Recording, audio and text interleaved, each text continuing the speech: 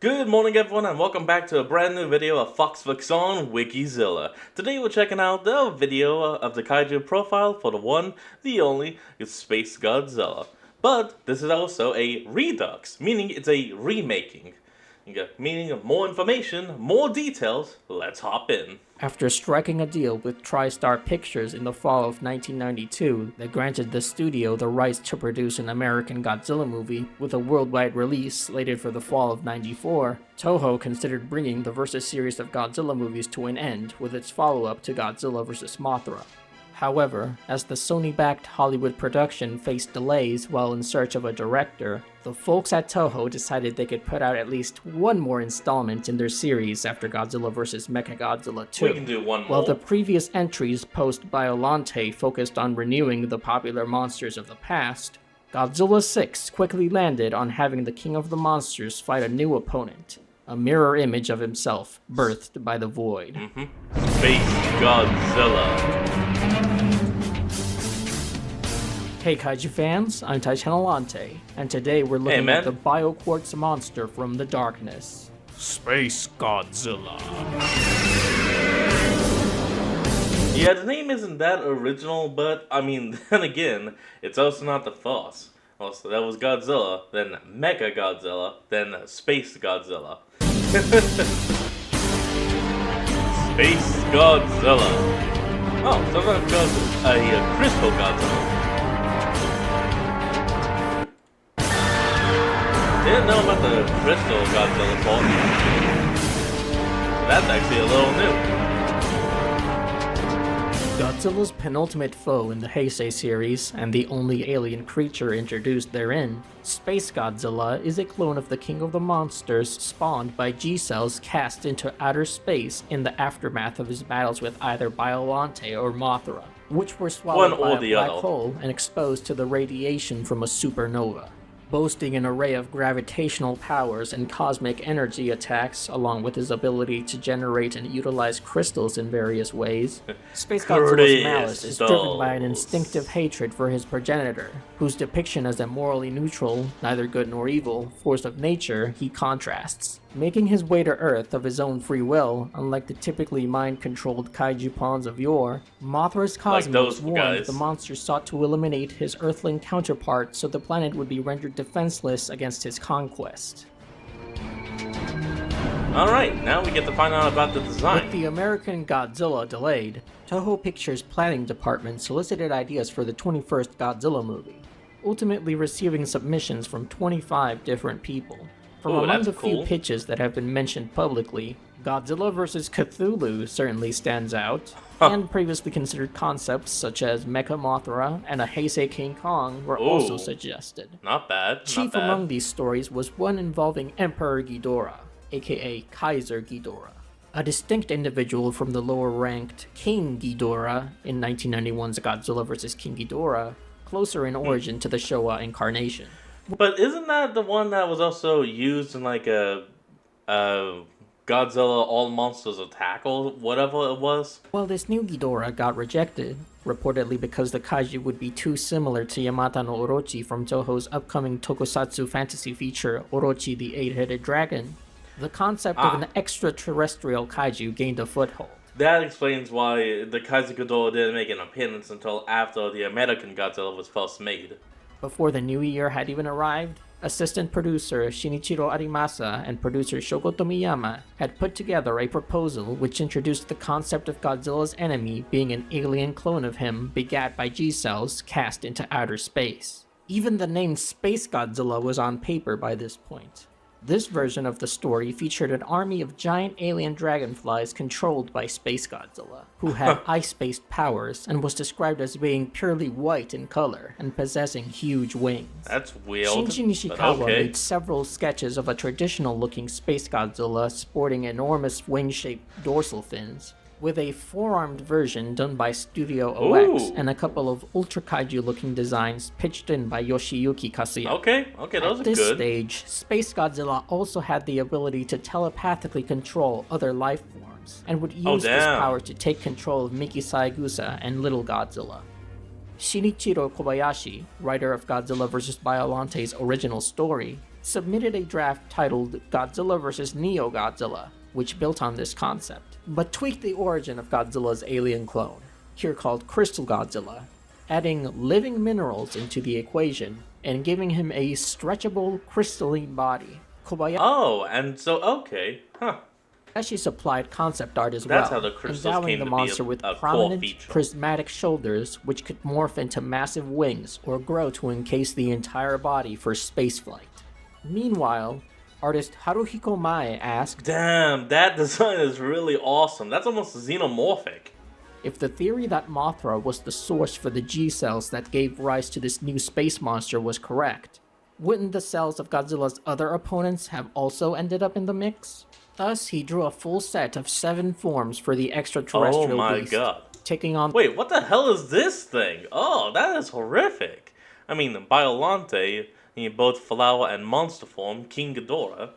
You got Mothra and Batra here.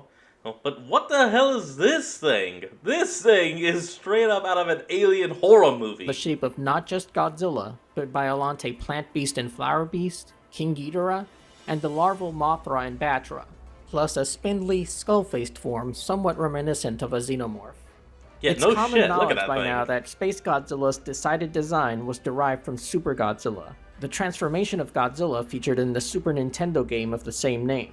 Minoru Yoshida designed both, originally creating Super Godzilla for the game, later retooling the look for Space Godzilla. Shinichi Wakasa created a clay model simple. based on the design. Shigeaki Ito of Wakasa's company Monsters sculpted the prototype for the costume.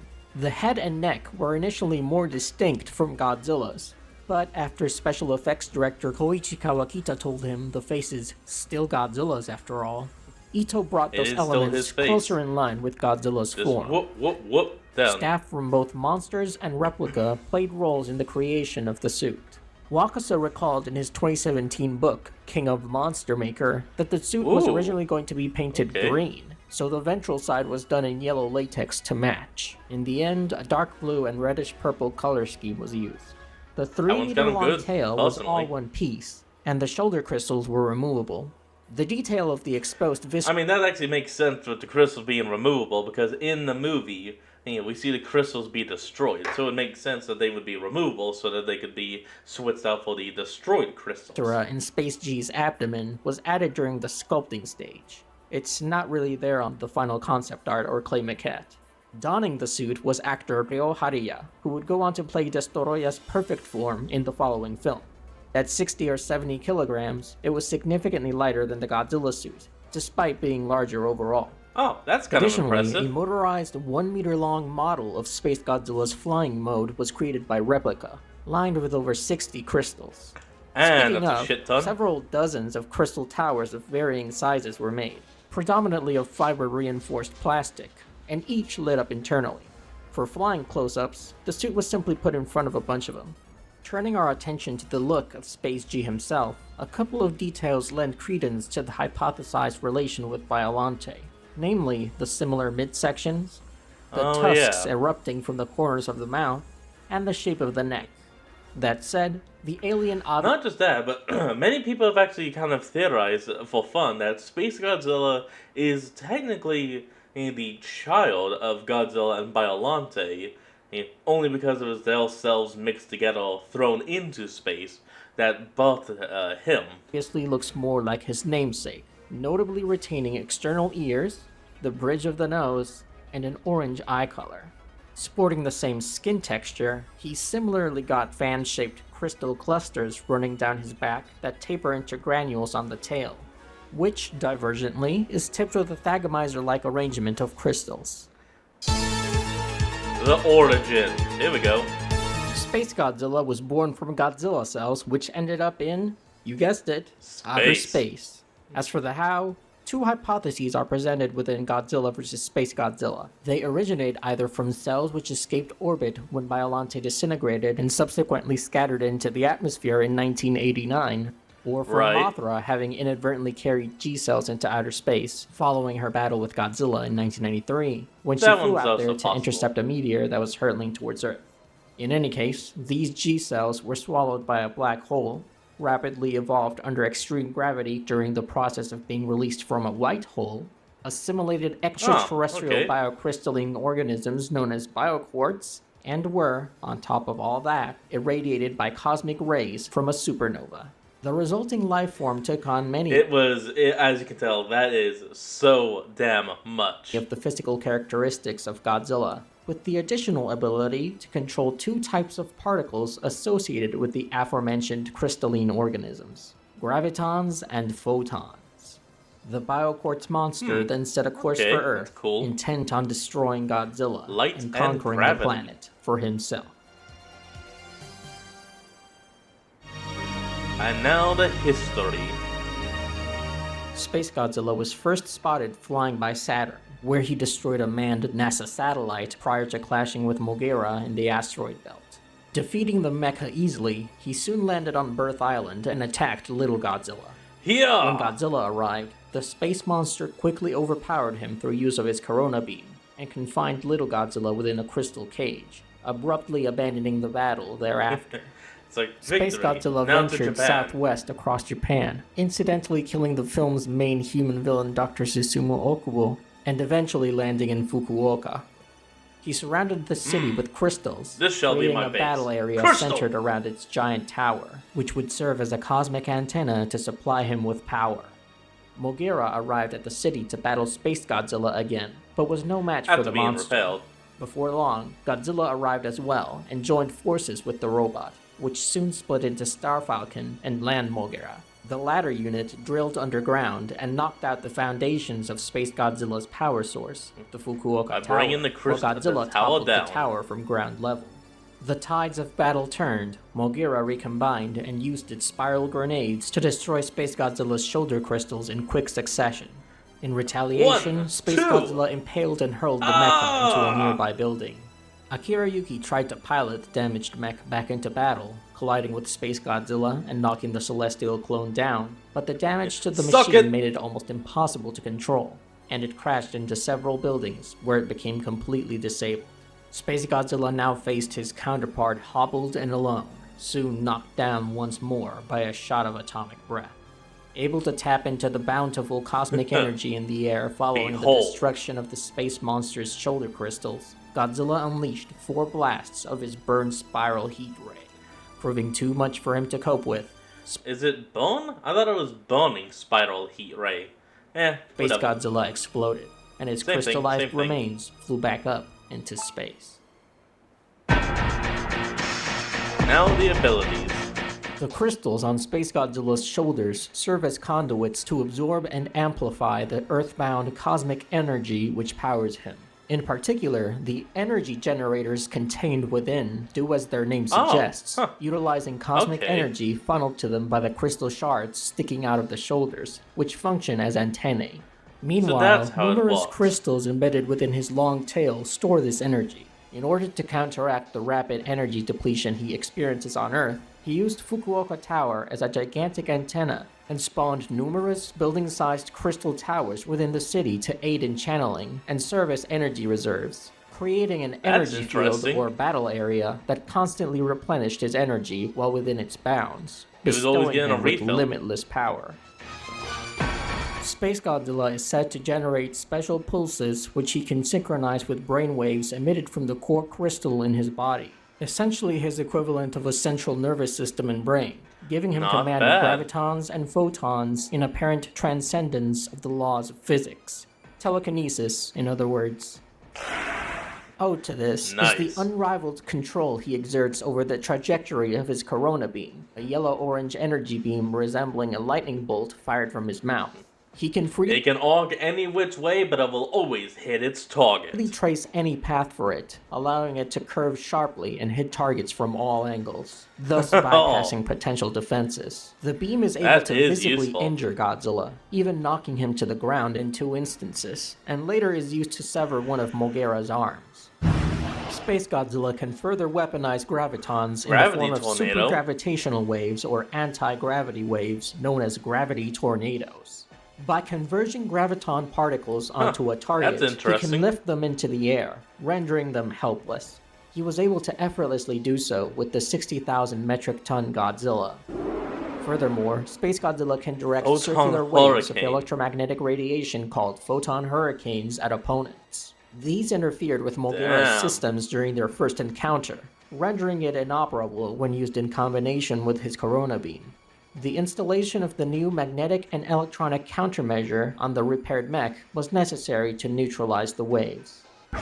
Using his telekinetic and geokinetic powers in Wait. Homing ghost? What the tandem, what? Space Godzilla can raise multiple huge crystals out of the ground, then have them fly through the air towards opponents, or have them rain down from the sky.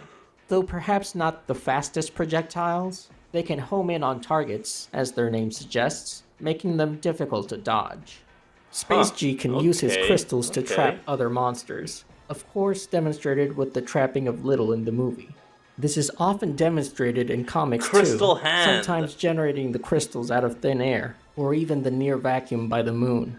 One noteworthy incident from Godzilla Rulers of Earth involved him transforming while Gigan's right in his face, forcing Gigan to cut off his own arm to escape. Moreover, the Space Beast uses crystals as melee weapons in the game Godzilla Save the Earth. In the GVSG manga, he uses one to parry and deflect Godzilla's atomic breath, later impaling the Big G in the leg with one, and making it gruesomely expand while embedded. In both Godzilla Unleashed and Save the Earth, he can summon crystal towers that act as turrets, firing off energy at enemies. Space Godzilla can summon a powerful electromagnetic barrier called the Photon Reactive Shield at will to protect himself against incoming energy attacks, including Godzilla's atomic breath. Space Godzilla can switch between his flying and combat modes at will by unfurling his variable dorsal crystals. By covering his entire... Yeah, as how he is able to fly, no one can freaking tell you how. Well, I mean, I guess the easiest explanation would be that he uses the gravitons on himself to at least lift off, but as for actual movement, yeah, nothing. Our body with crystalline cells and manipulating a large amount of gravitons, the monster can accelerate repeatedly in space to achieve speeds near the speed of light. During high-speed travel, electromagnetic waves generated from the crystalline regions are said to form a vortex-like barrier around his body, shattering obstacles and therefore protecting him from relativistic collisions. In Earth's atmosphere, Space Godzilla is capable of reaching speeds of up to Mach.3. That's he can still pretty levitate damn at low altitude in his combat mode as well, and lift himself to a standing position after being knocked onto the ground. An anti-gravity phenomenon that occurs during flight can be observed in the form of red lightning bolt-like rays, which destroy objects on the ground. Also demonstrated while flying over Sapporo is a bizarre ability to make claw and slot machines dispense their prizes all at once. Wait, how would that work with a claw machine, though? Space Godzilla demonstrates a remarkable degree of intelligence and strategy compared to other kaiju. Upon his arrival to Earth, he attacked Little Godzilla in order to draw out Godzilla himself, then searched for a suitable location to set up an arena that would supply him with limitless cosmic energy. He settled on Fukuoka. So my brain, every time I hear unlimited, my brain just wants to do the whole unlimited cosmic power or whatever a genie says. And then just reply with the living space. It's 234-meter tall tower perfect for him to use as an antenna. Seemingly aware that he was at a disadvantage in close combat, Space Godzilla used his telekinesis and corona beams to keep both the Big G and Moguera at a distance, and shifted his attention to the latter when he realized there was a bigger threat. Space G also placed an energy shield around the Fukuoka Tower after Godzilla had begun trying to destroy it. His intelligence is aided by the use of his crown-like space horn, a sensory crystal on his forehead, which functions as a radar. Space Godzilla's fangs are capable of piercing Godzilla's skin, and he can infuse his strikes with energy in an attack dubbed the Space Claw. His most effective physical attack came in the form of his Tail Smasher, in which he concentrated energy at the tip of his crystal-encrusted Thagomizer-like tail and impaled Moguera through the chest with it, subsequently hurling the 160,000 metric ton robot several hundred meters through the air. Space Godzilla is incredibly resilient, as is to be expected from a clone of the king. The regenerative abilities of his cells are stated to be remarkable, such that if even a small amount remains, they will regenerate. Most of what So Godzilla he and will Moguera come threw back. at him, from atomic heat rays to the all-weapon, didn't faze him much. Space Godzilla doesn't seem to be very suited for close-quarters brawling in his debut film. Oh, His definitely bulky not. build and short arms make him ill-equipped for fighting opponents mano a mano. Also, his energy depletes quickly on Earth, requiring him to set up a battle area covered in crystal conduits to constantly replenish it. His physical defenses were pierced by the anti-Godzilla superweapon Moguera. The robot's crusher drill drew blood from his neck, and its spiral grenade missiles, designed specifically to target Godzilla's second brain, were able to destroy his shoulder crystals. Once both were blown off, the monster's combat ability became halved, and he could not channel energy as effectively nor regulate his own well enough. Evidently, he couldn't regenerate his shoulder crystals, at least not instantly, -1 style, and so his body exploded after being overloaded with energy from Godzilla's burn spiral heat ray. On to the trivia.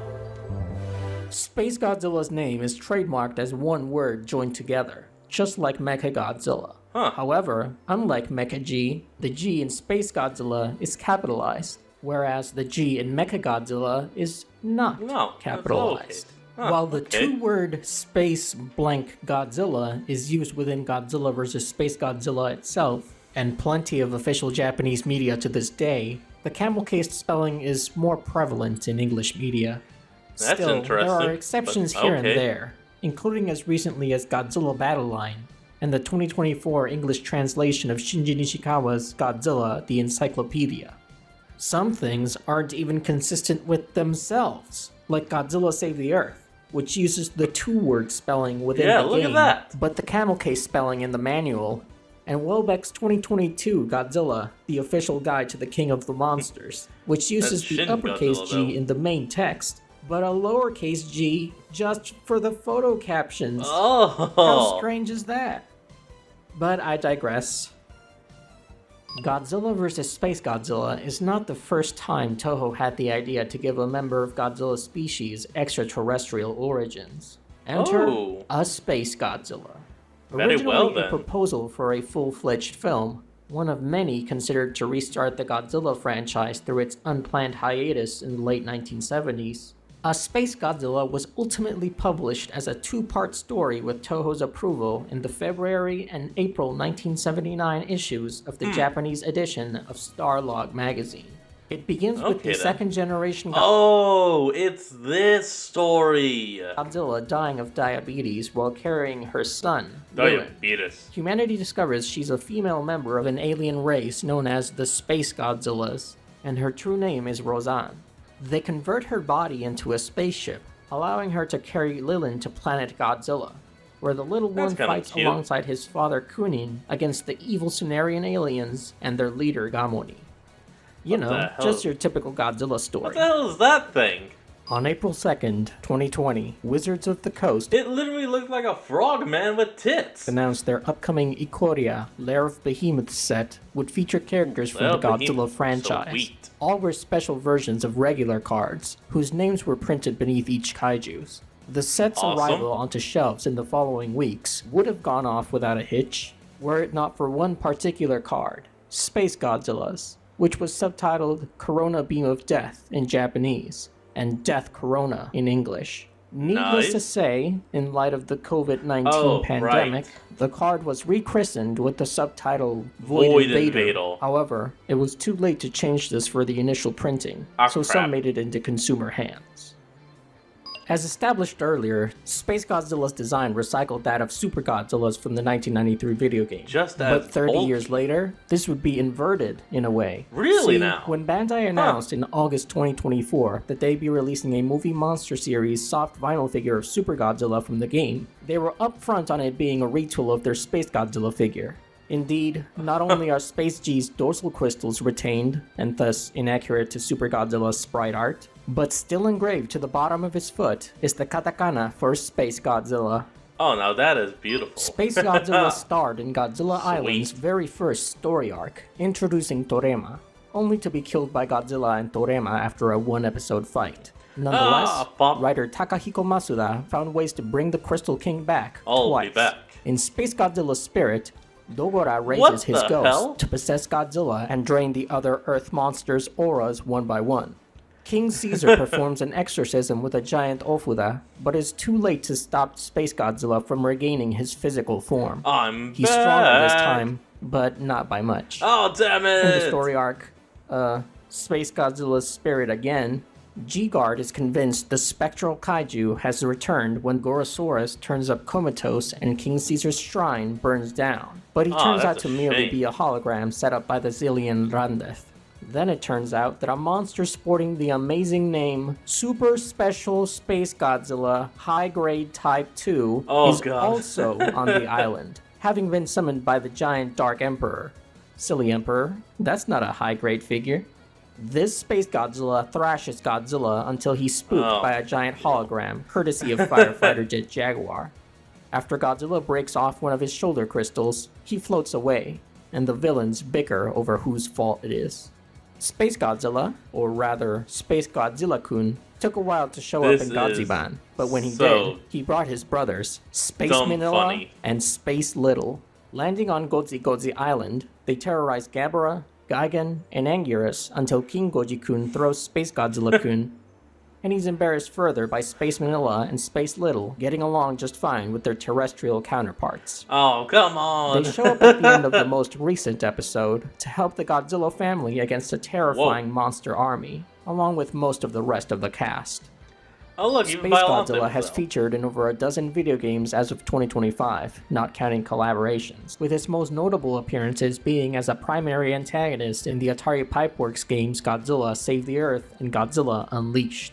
In the former, he's under the control of the Vortak, and is the final opponent in Godzilla 2000's action mode on hard difficulty, whereupon defeating him, a true ending cutscene plays, showing him getting sucked in by a black hole.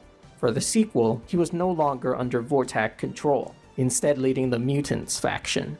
The force behind the global crystal plague, which the game centers around, his meteor shower birthed two brand new monsters, the crystalline creature Crystalac and the volcanic beast Obsidius. In Godzilla Battle Line, Space Godzilla is a 6-cost 4-star that summons a pair of crystals every 7 seconds. These lose health over time, and boost the attack power of allied units by 25% for 5 seconds when nearby, with the added function of drawing enemies' ire and thus slowing them down.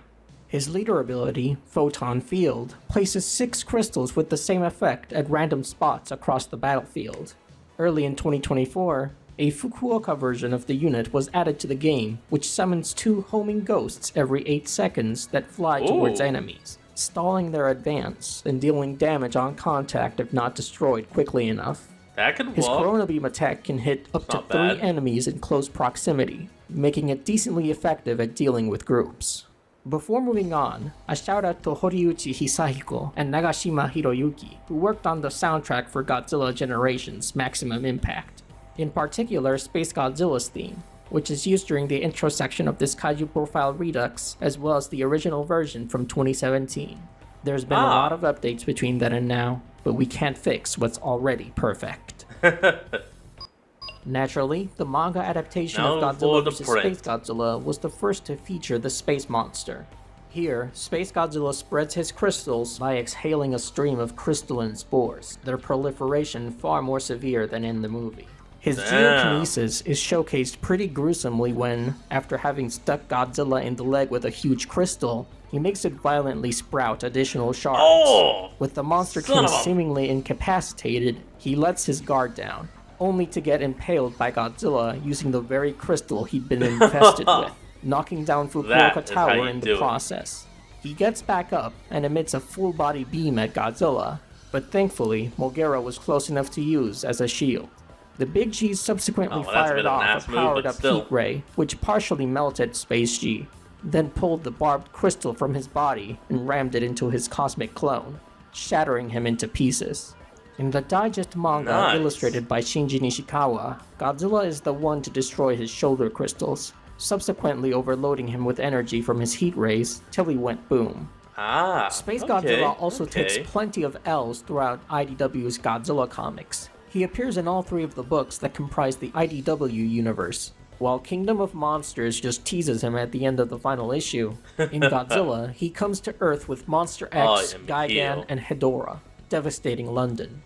After fighting off Batra and Titanosaurus, he joins up with Monster X in New York City to take on Godzilla. The battle goes well until KAIJU, who Monster X previously knocked underwater, blasts him with the Absolute Zero cannon, and Godzilla follows that up by shattering his crystals. He retreats into space, where he's no less pleasant, picking a fight with a Cryog ship stationed near the moon in Rulers of Earth. After he easily dismantles multiple Mechagodzilla units, the aliens send out the upgraded Gigan, who manages to drive him off after a vicious fight. The Cryogs soon get their revenge, sending Space Godzilla crashing down to Los Angeles during the Trilopod incursion. Oh, he teams up with Godzilla for exactly long enough to destroy the Trilopods based on himself and M.O.G.U.E.R.A, then turns on him, but flees when he sees the approaching Trilopod hive in the sky.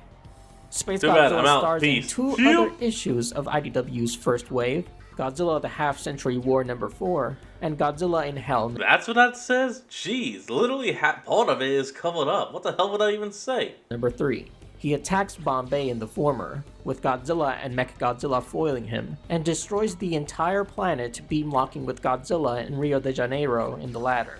They soon cross paths again in Hell, where Godzilla's temporary angelic powers lead to the Crystal King's obliteration. IDW's second wave brought Space Godzilla his own full-length one-shot, Godzilla Rivals vs. Space Godzilla. Awesome. Alien miners accidentally disturb his slumber inside an asteroid, angering him into attacking their homeworld.